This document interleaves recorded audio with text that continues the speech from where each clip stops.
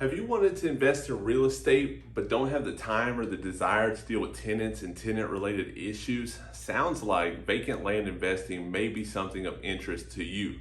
We're going to get into it. If you would, please subscribe to the channel, and I appreciate you stopping by and checking out the video today. So vacant land allows you to invest in real estate with the potential for high returns without having to deal with a lot of the tenant related issues such as the dreaded plumbing calls. Everybody thinks they're going to have to fix toilets and replace toilets all day, every day, late rent checks, flaky tenants, and just anything that goes along with self-managed rental properties. Vacant land has its own issues and nuances that you'll have to become familiar with and educate yourself on. For example, you'll be more concerned with elevation and flood zones as it relates to the lots that you're purchasing. Instead of crown molding and paint colors, you'll be more concerned with zoning use and regulations of a particular piece of land, not so much rent rates, the number of bedrooms and bathrooms, and their desirability within the rental market. But it doesn't have tenants calling with repair requests, late rent checks, and all that goes with that. If that appeals to you, vacant land investing may be your thing. I'm going to cover it. We're going to jump into it. I'm going to go over what exactly is vacant land investing, some of the ways that vacant land investing is different from the traditional landlord-tenant model. And the last point I'll cover towards the end of the video is how you can cash flow from vacant land without tenants.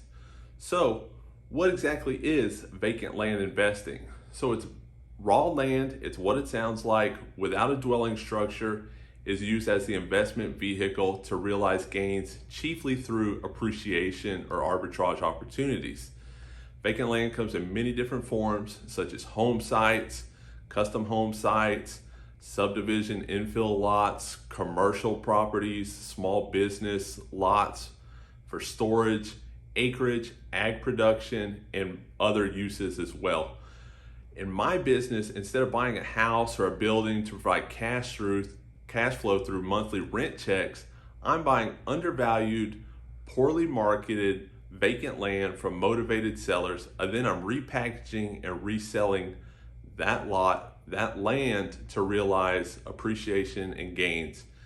And that's about it. It's pretty simple, and that's the strategy that I use. There are other strategies and there are differences from other investing methods such as the landlord-tenant model. So what's the main differences when it comes to landlord-tenant relationship real estate investing with single family, duplexes, triplexes, 4-unit properties, and so on?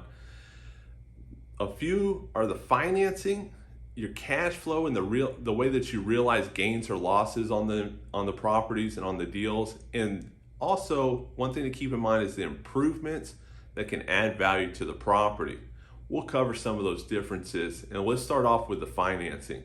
So a lot of times I get hit with, is bank financing even available for vacant land? Or isn't it harder to get? Or isn't it? Well, it's different, definitely, than a traditional, loan that you're going to get on a house. On a single family home, you can get FHA, government-backed mortgages, 30-year notes. It's pretty simple. They're advertised nationally. You don't see any national advertising commercials for get a land loan, but you do see them for mortgages and things like that. And so it's different. The structure, the rates, the availability is going to be different for land loans, but they are available through banks. So don't think that a local bank won't do a deal just because it's land. They will. Go in there, call them, talk to them, and see what's available. Talk to a few of them too, because they're different.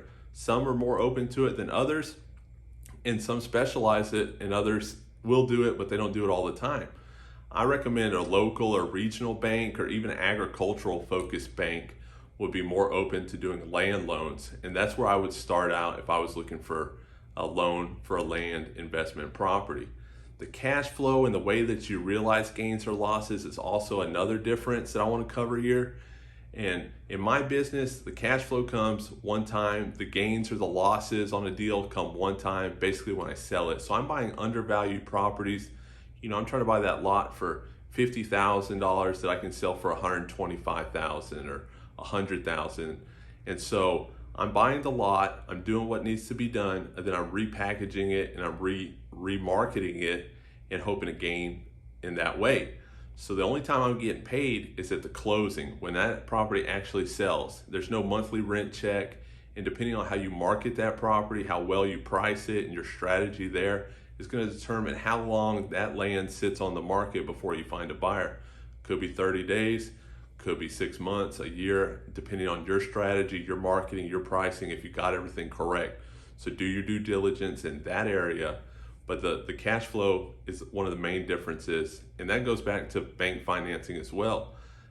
If you're buying a rental property, you can include that cash flow most of the time, a lot of the times in your loan application, that, hey, this house is gonna cash flow $1,500 a month or $2,000 a month.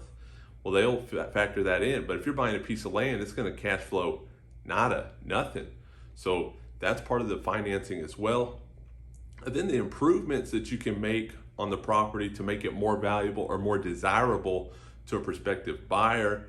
In a landlord-tenant relationship, you're wanting to drive up rents, so you'll add amenities and make things better that make the property more desirable to a prospective renter, and then you can charge more for rent, and then your investment is more valuable, right?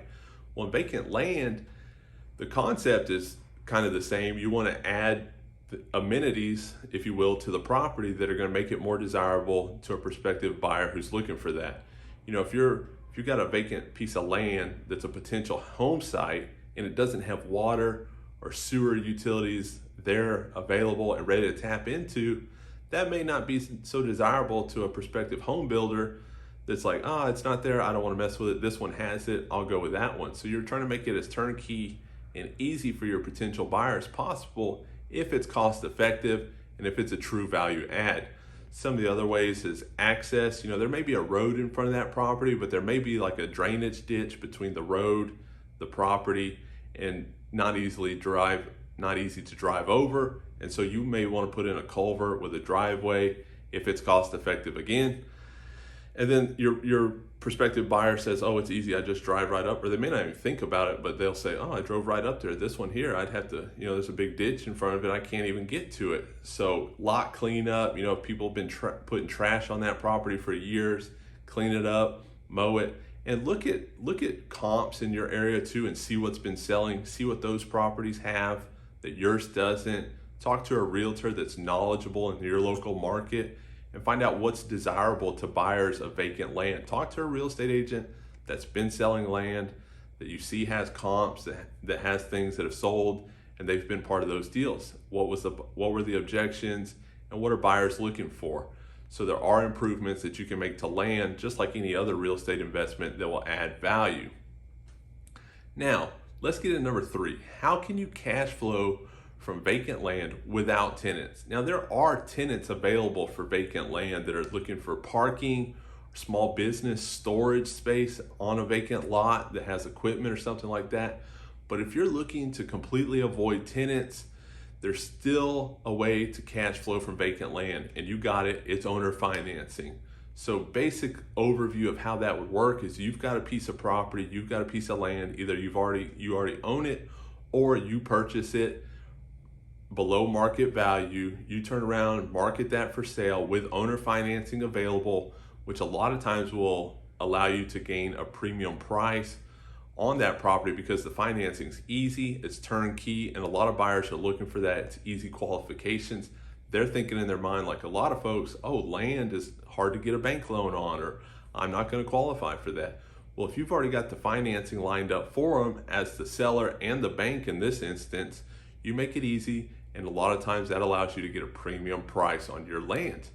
And then when you get a down payment, and then you're going to get a steady stream of checks every month, principal and interest payments, the down payment is going to cover a large chunk of what you paid for the property, recoup your initial investment.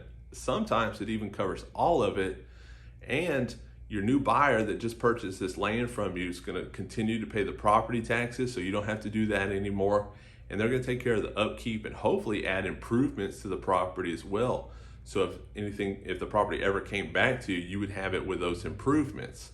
I hope this was helpful for you today. If you're looking for a strategy where no tenants are involved, but you can still invest in real estate, I recommend checking out Vacant Land Investing. I have multiple videos on the channel that cover the topic. If you would subscribe and check out more of the videos. If I left anything out, which I'm sure I did, go ahead and drop me something in the comments. I'll get back to you as soon as I can. Give me a thumbs up, and I'll see you on the next one.